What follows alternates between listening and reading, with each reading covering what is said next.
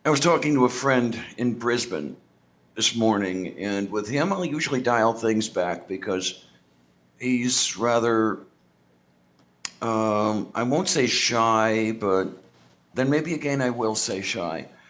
But then again, with other people, I can just let it all out and be my usual crazy self, and it works fine. But if I did it the other way around with each of them, if I got crazy with my Brisbane friend, he, might sort of back into a corner, and if I was a little more sedate around my crazy friends, they might say, "Okay, what's up with Diana today? Why isn't she your usual self?"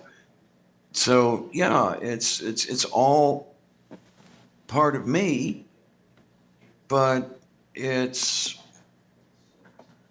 just playing to different people as they can deal with it. Right, right. It's almost being, it is your authentic true self to want to display to people in certain volumes or tones or, modulations for them. And if you're a kind person, I think maybe that's what you do. I will say, welcome to the show, Dr. Jones. Okay, here I am. That or this. When it comes to identity, the fascinating thing, and this is one of the many reasons that I want the Bible and prayer back in the school, simply because I think that theology needs to be taught. I keep making the point that God is the abstraction of an idea by which we orient ourselves, that is, in designing and sustaining social constructs. You just don't throw it away. It's not like a piece of paper that you can throw away and just say, I don't need it any longer. I mean, this is what we've been doing for thousands of years, and we have isms out there who simply want to get rid of that. And my point is, in theological constructs, people understand identity a lot. However, you have some in theological circles who have, let's say, condemned person A, B, C, and D for purposes of gain. This is what you have in a capitalistic society. It's not religion per se. It's when people are refusing to up their game in moral construct. Point being, theologically, if I'm talking to Diana, I could mention the term baptizo. Baptizo is a very powerful word in that, what are you identifying with? I can identify with story. I hear a lot, I want to be me. What does it mean to be me? I have senses. I have faith in what I sense. I interpret what I sense. But we have to be honest enough to say what I'm sensing, how I'm interpreting X, Y, and Z. I'm also resonating with the stories around me. Some stories I resonate with, some I don't. And so when people start pushing back on, let's say, story, poetry, and all of that, especially song, I don't think that they're living in a world that's tethered to any kind of reality, if that makes sense.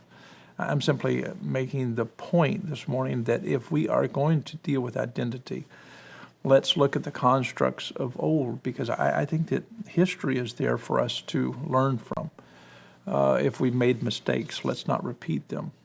Let's move on. And if we can deal not with just self, life, there is an ism that's going on today that I really dislike, and it's all about everything's personal. If I don't know anything about, let's say, group, if I don't understand how to get along with you, and it's all about me, and it's just about my personals, and that's it, and I don't know how to negotiate social constructs, that is so maladaptive or dysfunctional. And so my point this morning would be, if we knew a little bit more about baptizo and the various usages in terms of identity, people identified with story, they identified with certain practices, certain rituals even. You and I have this ritual of holding hands. I'm not going to do away with that. I mean, what that means to me, it doesn't matter what argument that I have philosophically about how my fingers go in between your fingers. we have something that works so uniquely for us as a couple. And it's that touch, it's that thing that we can really truly resonate with. And it's not just the touch itself, but it's tethered to our story. And our story, our interpretation of it is certainly, in a sense, it's been, certainly we've resonated with other stories that have built that. And so we have borrowed and borrowed. And I think so many people are not willing to be honest enough to say how much we borrow, that is, from other languages and from other stories and And I think that today we have so many people being so ridiculous about religion and theology and all of that. I think that they are failing to see how we as a species, a political species, actually learned how to identify in a personal sense, in a group sense, in a herd sense, and in various other senses. Am I just boring everyone, or did I come on the show and Teetering on the, no, you're not. teetering on boredom? No, you're not. No, I'm just joking. Let me No. get out of town. Not at all. Not at all. No. These are my teeth. I'm not going to put them on. Jesus. Jesus loves me. What we first started doing was going through your notebook and just reading random writings that you. I said no one can really understand it outside of its context, but Okay. there's some heavy stuff in there. I mean, some like brute facts would be entitlement. So that's your true self, just to write down a bunch of stuff about doxastic and non-doxastic stuff. But Okay. somebody has to do it. Somebody has to. Somebody's got to get up in the house and do this kind of stuff, right? Right. Yeah. But I would bet that Daryl resonates with saying, I do need a bit of story. In other words, if I say to you that this is mythology, this is very much mythology. And Greg Bray was so wrong the other night when he was on the show stating that mythology is mostly fiction. That's so untrue. If I stated to you that love is kind, love is patient, love is faithful. I mean, let's talk about faithfulness for a few minutes. I mean, how far is a person going to get, let's say, in an economy without being faithful? Let's say to X, and let's say that X Probably a long way. is a though. method in practice. Oh yeah. You have to No, be faithful, and people in relationships need to be faithful. You would agree with that, right? I do. For it to I work. do. And so faithfulness is a major part of the landscape, let's say, of what love is. And let's say that we wanted to explore, this thing that Paul was talking about, love. Love doesn't keep a record of wrongs. I would bet $2 that Daryl would resonate with that story of love. Oh yeah. We're talking about unlimited love. We're talking about unconditional love. We're talking about unconditional love and acceptance. We're talking about those kinds of things. And Daryl and Tina seem to resonate with that. Am I wrong, Daryl? Hello, Daryl. Unmute. Do something. He fell asleep. Yeah, my little hand was off the mute button, and so when I pressed it, it didn't work. Hey, Tina. Let me tell, if it's okay, I'll tell just a little tiny short story. It's a long story, but I'll just give you the We love your stories. convinced. Because, I resonate with story, yeah, because we have one.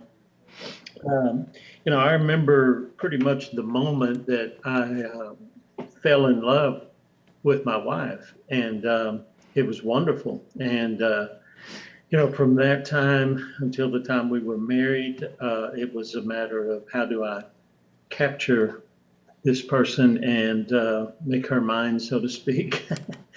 And I set on a path and I accomplished the task. And after all these years, I'm more in love with her than I was then, but it's completely different. It's like she's a different person than what she was then, but what she is now is herself, because then it was an ideal. I was more in love with an ideal and who she was trying to be, and that's what I loved.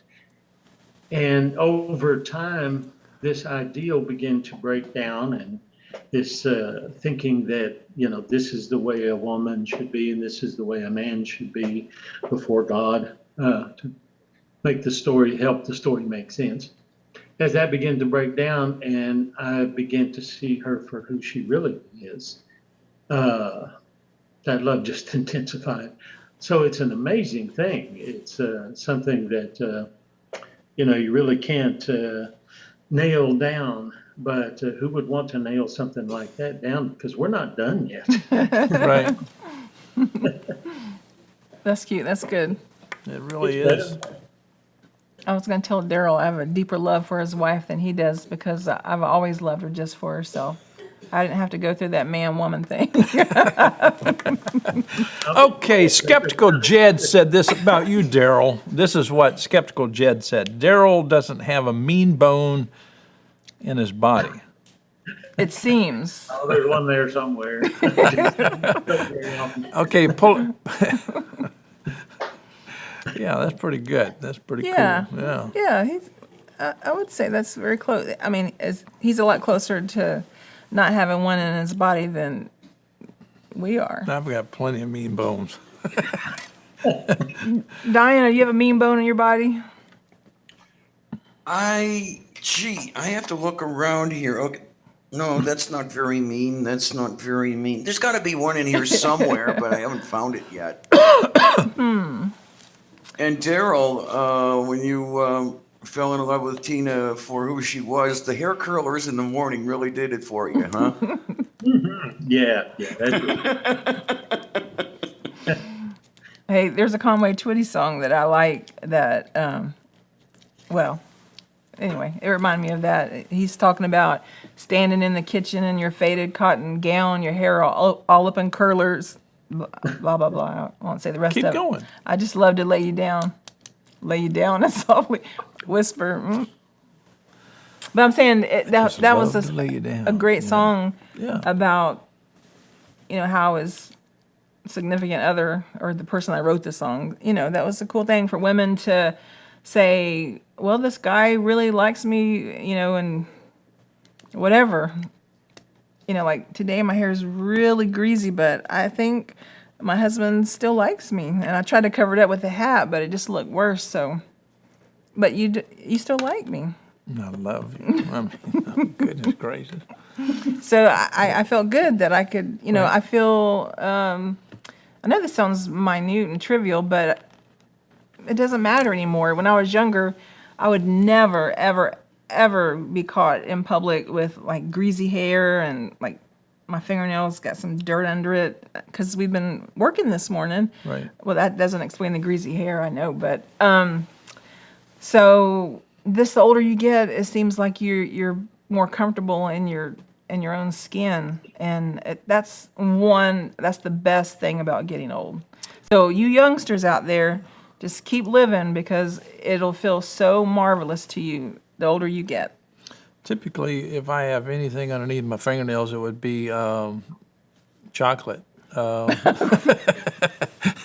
Or Bavarian Very custard. creamy. Cream, excuse me. So it feels good. Oh, yeah. You can be your authentic, true self the older you get. And it's a shame because when I was 20 or even 18 or 30, I missed out on being my true self. I mean, just be comfortable, not worry, and not have to. You just waste a lot of years, you young folks, trying to be something you're not. Right. I can remember Uncle Dusty.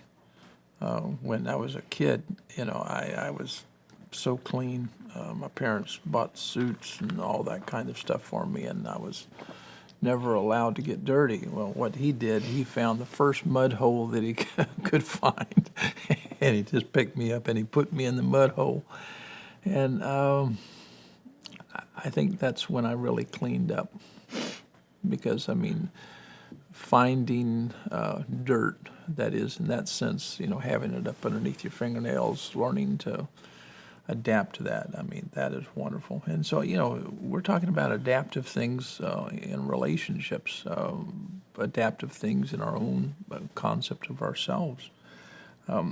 It's almost as if we have to have a reason to let go. You know what I'm saying? You and I have let go of a lot of things simply because we have powerful relationship. And other people could let go of things that are doing negative things for them if they could resonate with what we find to be true in our relationship.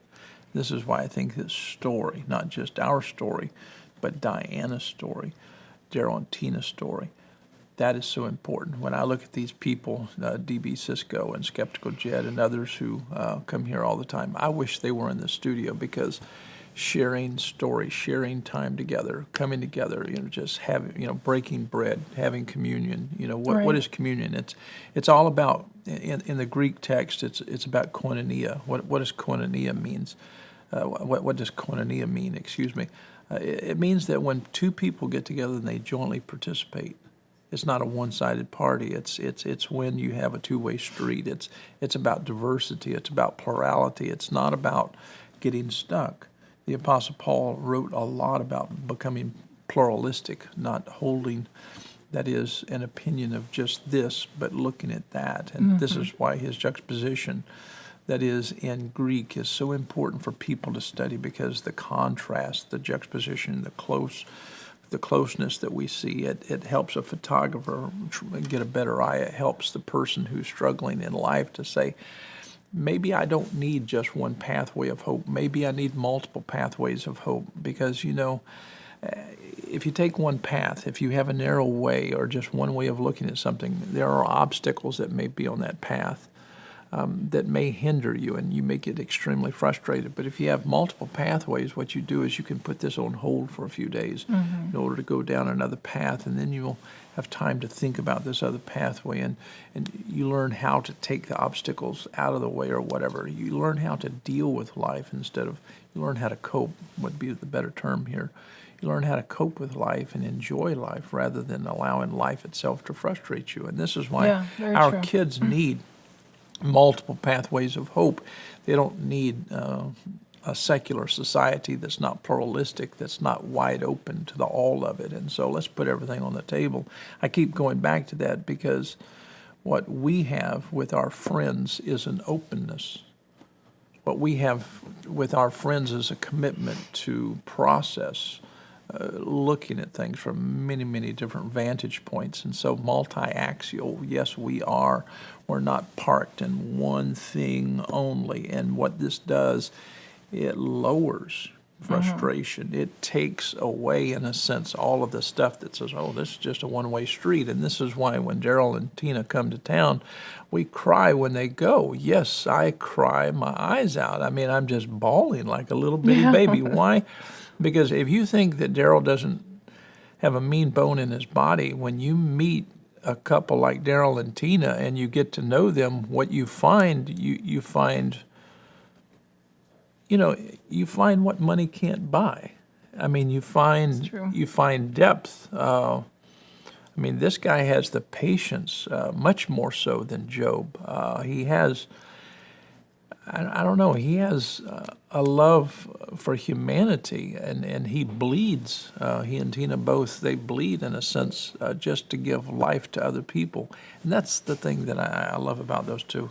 And Diana, she's come along here more recently, and, we need to brag about her too. And a lot of people get upset at me because I brag about people. I think they do. Ozzy gets turned off because I brag about him, but that's his problem, not mine, because I think he's an awesome person, and he's a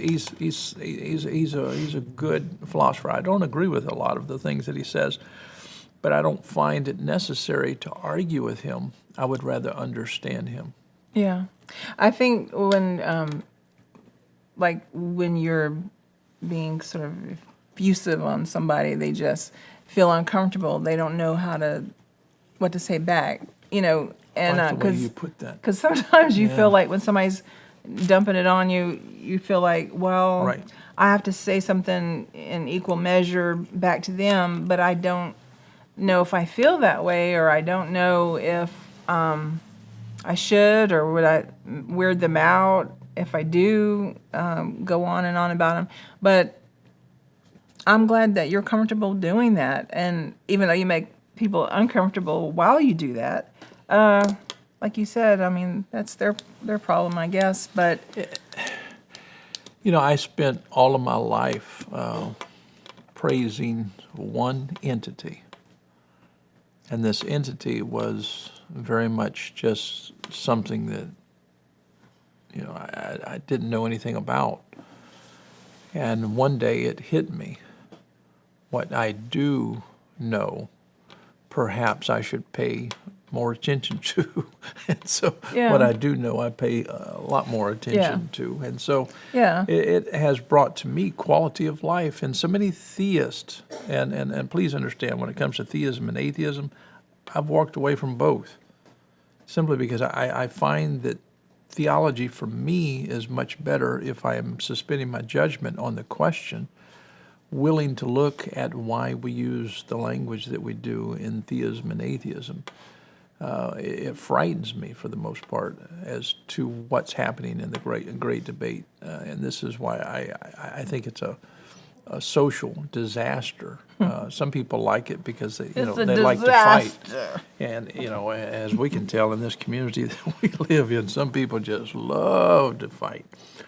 Oh man, Late next at door night, neighbors. my goodness. They don't fight until it's They start fighting at 1 midnight. o'clock in the Yeah. morning, Daryl. yeah.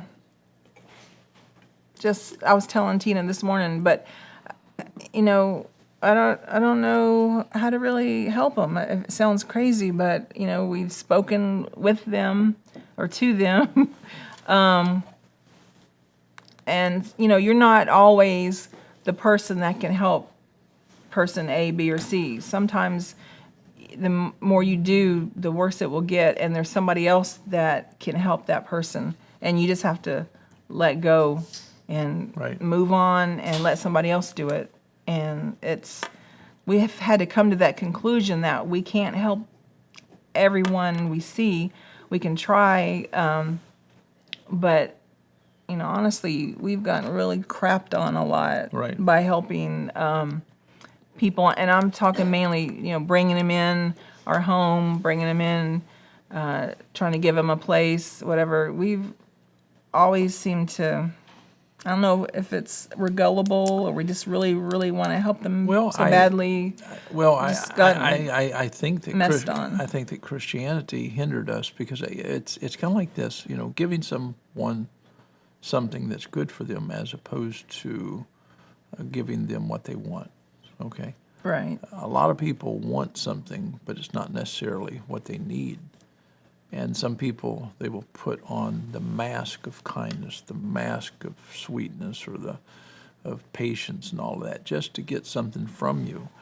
And I've had to rethink a lot of those things because so many people in the homeless community are running a game. And so many pastors around here, they want to get popular. And so what they do is they go out and they'll take their cell phone and do a selfie with homeless people, and then they get a Facebook thing going, and it's all about, I'm going to hold up a sign for the homeless, blah, blah, blah.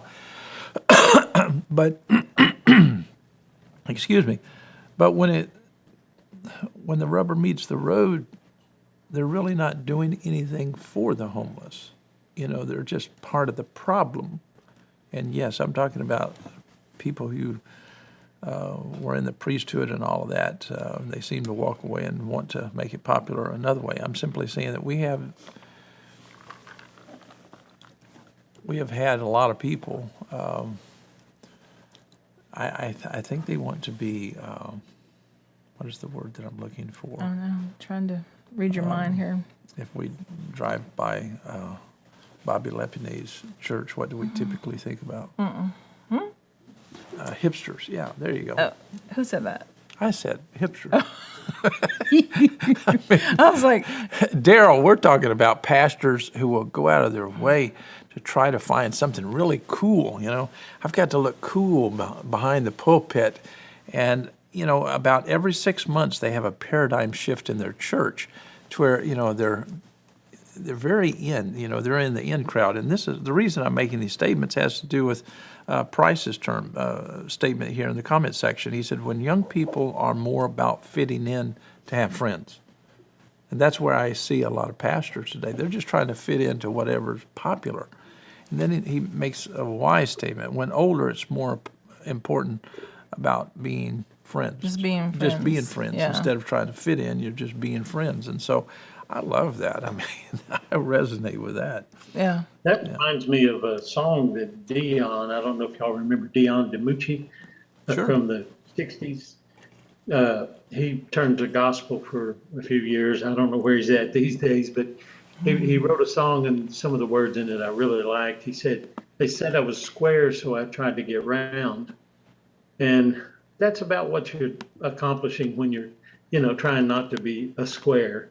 You know, if that's your goal, I don't know, you're chasing a ghost as far as I'm concerned. I mean, there's much more important things in life, but it does take time to realize that. It does. I Sure so enough, agree. it does. So Diana, well, at the beginning we were talking, more about being our authentic true self, and I know that you had to struggle with that for various reasons, but I mean, how'd that make you feel, like when you really, to the people that you loved the most, and you couldn't be your authentic true self, and when you did, what happened? Well, yeah, that was all sorts of fun. It's not fun to have to hide. And it's even less fun when you finally come out and those that you thought were family and would always say, who have you but family? Why worry about friends? Only family is going to be here. And they finally say, well, no, we're not here. We don't like what you are. That is not fun at all. I guess I've been learning over time that you might as well just be as you are, because trying to fit in is never going to work. If they're not going to like you, they're not going to like you. Even if you try to be what they want, they're going to either sense it somehow and say you're being inauthentic or not even care. So why not just, as I say, be? Why not just be as you are? And yeah, sometimes it gets lonely. Well, very often it gets lonely. But if I can't be me, who the hell can I be? See, I agree with you, and I think that the Apostle Paul in Galatians chapter 6 was dealing with this issue of being who we are, in that he walked completely away from the Mosaic law. The manner in which he authors the language that is to the people, the churches of Galatia, is in such wonderful prose. Let me read this from an English translation. It fails the text miserably, but I think it makes sense to what Diana's saying. In the King James Bible, we have, "Brethren, if a man be overtaken in a fault, ye which are spiritual, restore such a one, in the spirit of meekness, considering thyself, lest thou also be tempted." And he goes on to say in verse 2, "Bear ye one another's burdens, and so fulfill the law of Christ." Now, here's the point. This is what a redactionist does to the text. What he's actually saying here, if a person becomes inauthentic, if that's crossing the line as to who you are. He's trying to teach Gentiles. Some of these Gentiles were going in and they were trying to circumcise themselves simply to fit in, trying to fit into a system of theology. And Paul was all upset because he had some of his friends that he had taken with him to Jerusalem, and those people had talked some of his friends into being circumcised. And he was basically asking the question, what's going on? This is so wrong. And so if you get overtaken, that is, with people placing those expectations on you, and being circumcised doesn't make sense to you. If being a Jew doesn't make becoming a part of Judaism doesn't make sense to you, you've actually crossed a line that you didn't need to cross. In other words, Paul is not dealing with sin technically in the text, because sin is not even anywhere to be found in all of the pages of writ. That is within the manuscript forms. We have it in translation simply because Christians want to condemn people and put them in their place. Paul is not trying to put anyone in their place. He's simply saying that if I'm to be myself, if Diana's to be herself, she has boundaries, and she can get outside of those boundaries. Would that be true, Diana? I can get outside of my boundaries, but I might not like it very much. But that's my point. My point is, if Diana is true to herself, okay, and once you start doing what other people expect of you or want you to do, you're outside of who you are. You're not being authentic, correct? Oh, absolutely, indubitably. Right. And so what Paul is saying is, when people are well outside of who they are, they have crossed the line, they have transgressed. And so he was saying to people, if you're a Gentile, enjoy being a Gentile. You don't have to feel obligated to any of this other stuff. In fact, I'm walking away from it myself. And so he was trying to encourage the people that within the context of the churches of Galatia, if you're overtaken with all these burdens, the burden has referential. In other words, there's a lot of weight in Judaism, and some of these people have been drawn into being circumcised and drawn into this particular theological conclusion, and they felt like hell. And Paul is simply saying, you're not being true to yourself. And he's simply saying, you which are spiritual is really not a good term there. In other words, for those of you who have become aware of who you are, in other words, one of the things that you and I have practiced over the years is becoming more self-aware. And that term in Greek means to become more self-aware, aware of who we are. Because I think that within each and every one of us, I don't care whether you're a theist or an atheist, you've got to find out who you are. Many people are not aware of who they are. And this is what Right. Paul is writing about. He's trying to say, you need to find out, you need to become aware. In other words, you need to wake up. So to him, the whole notion of being born, that is, like Jesus was framing it, it's like waking up and realizing this is who I am. And I think that in a sense, Diana has experienced this, because when she was young, people had her well outside of her boundaries, and she needed someone to come along and say, no. Wake up, be you, become aware of who you are. You're not that person. You're not this person. You're unique. And Paul was trying to do that. And this is why he was trying to say, when people are heavy laden, just like Jesus said, if you have a lot of weight on you, come to me and I'll take the weight off. What was he trying to say? Come to me and be like me? No, he was simply saying, you've got a lot of theological baggage, you've got a lot of social baggage in life, you've got a lot of problems in life, whether it be economical or whatever. I'm going to take the load off of you. And this is something that I think that we need to work with instead of against. And I think you would agree with somewhat of what I'm saying. Would that be true, Diana? Oh, I do believe so, yes. And so this kind of theology is there's a big difference between theology and religion.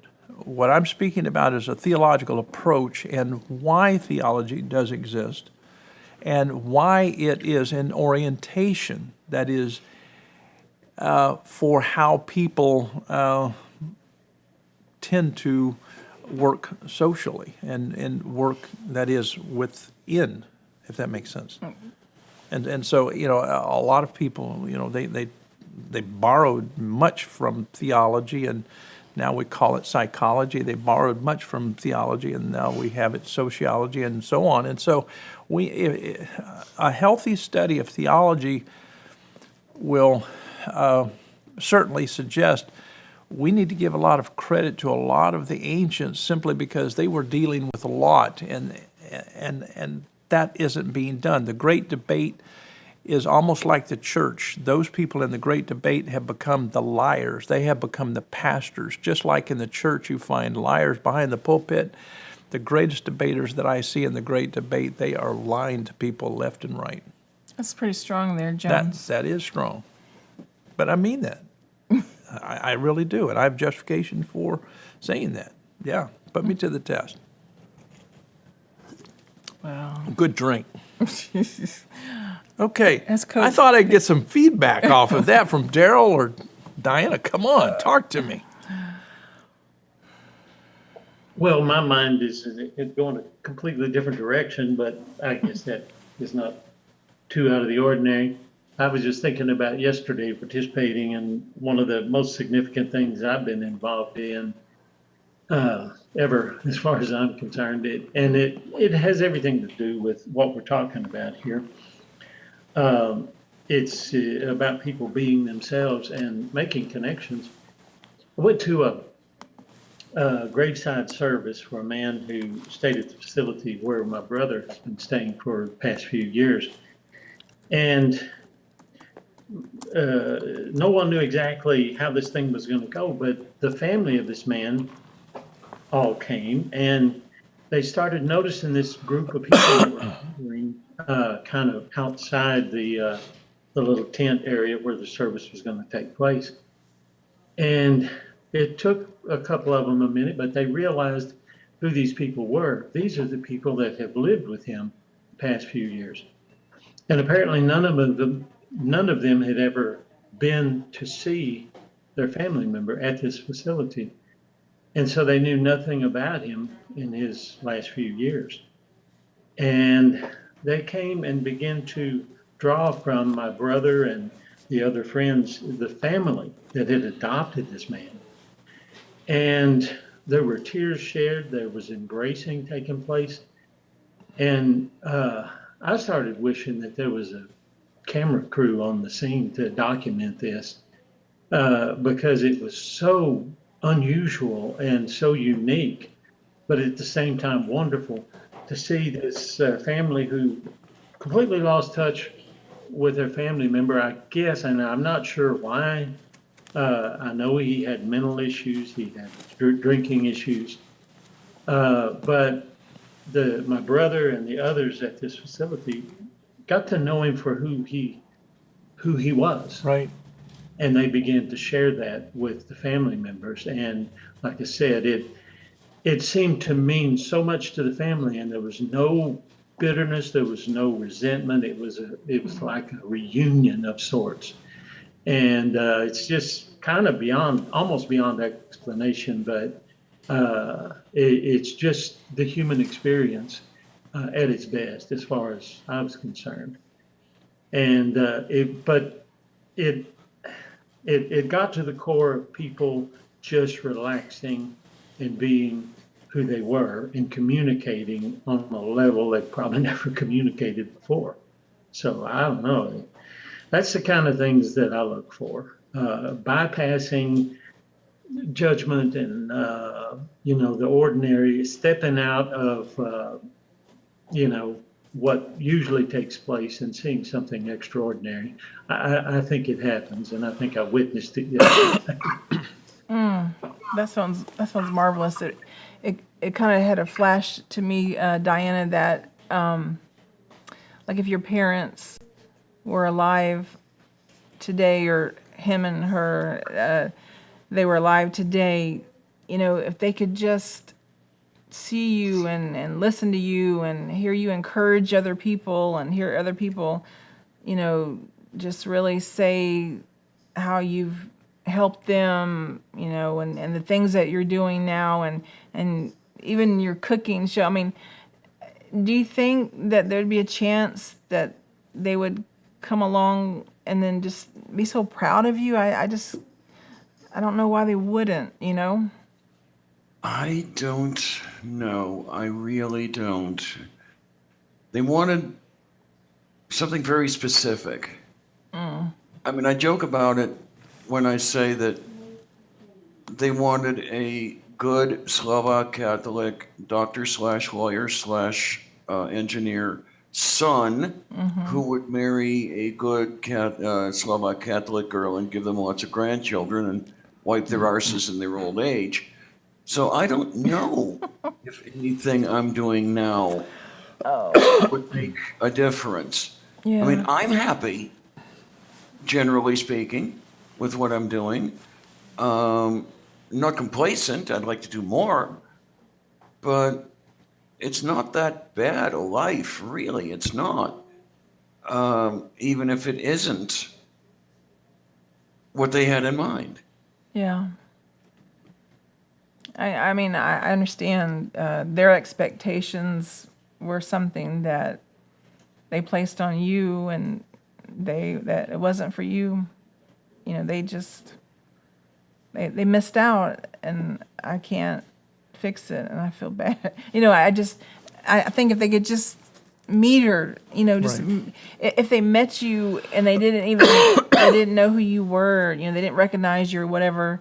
Don't you I do think? have to wonder what would happen in a situation like that if they did not recognize me. Right. What would they think?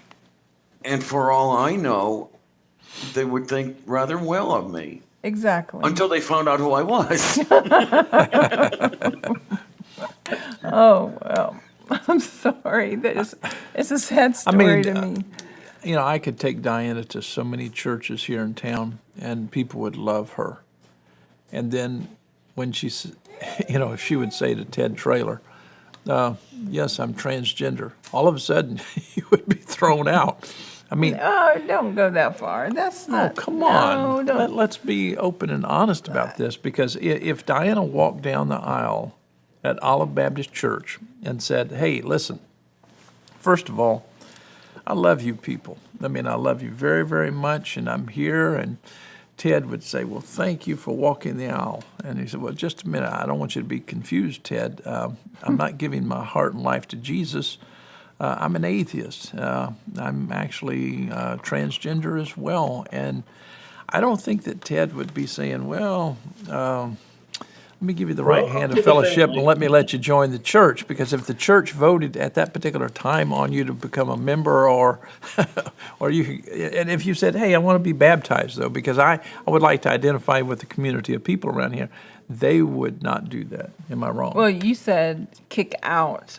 Kicked out in the sense of, Well, I mean, kick out they're, is pretty- I mean, kick think out. about this. The Pope, it's taken the greatest or the largest organization, the Catholic Church. They're not keeping in step with what's really going on. People are struggling. Go for it, Daryl. That's Well, let me add this to my experience yesterday. The family was Catholic, very Catholic, and they had a Catholic priest there, 92-year-old priest. He barely made it up to the tent where the service was taking place. Seemed like a very kind man, but that was the only part of the experience that really seemed to have such little meaning. That part of the, if you will, service kind of was just taking up the time that otherwise I felt like might have been more useful. yeah. I didn't see any real significance of, that the ritual they went through there and the passages that he read. And, but other than that, uh, in spite of that, it was an amazing time spent. Well, and so you're saying that the interaction between the people themselves kind of gave you more of a hope that humanity is good instead of the religious part of the ceremony. Oh, absolutely. And one thing you would have been proud of Curtis yesterday. When I don't know exactly how it came up, but he was talking, it was mainly this man's sister that was so interested in hearing about her brother's, last few years.